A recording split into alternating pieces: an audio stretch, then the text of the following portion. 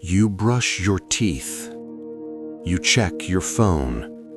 You respond in the tone people expect from you. Agreeable, sharp, strong, calm. But beneath the performance, there is tension, a quiet friction. A feeling that something inside you is watching, not participating, just watching. You say you want love, yet you sabotage relationships when they become real. You say you want success, yet you procrastinate when opportunity appears. You say you want peace, yet you create chaos in subtle ways. Why? If your conscious mind wants one thing, why does your behavior move toward another? Here is the paradox. The more you try to be good, the more something dark leaks out. The more positive you try to become, the more bitterness appears in private. The more disciplined you act, the more you binge in secret. Food, attention, validation, distraction. It feels like there are two of you. One you show the world, and one you hide, even from yourself. But what if the hidden one is stronger?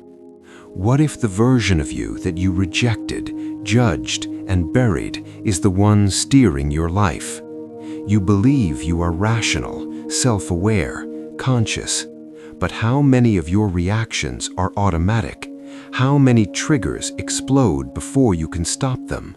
How many times have you said, "Why did I do that?" You blame stress, you blame people, you blame circumstances. But what if the source is closer? What if there is a part of you that you decided was unacceptable? Too angry, too needy, too jealous, too ambitious, too emotional, too weak, so you exiled it. As a child, you learned what was rewarded and what was punished. When you were loud, they said, "Calm down." When you were sensitive, they said, "Toughen up." When you were ambitious, they said, "Don't be selfish." So you adapted. You edited yourself. You became lovable. But where did the rejected parts go? They didn't disappear. They waited. Waiting in the dark corners of your mind, waiting for stress, for heartbreak, for alcohol, for power, any crack in the mask. Because what you suppress does not dissolve, it concentrates. You were not born fragmented. As a child, you felt everything fully. Rage was pure, joy was explosive, desire was innocent.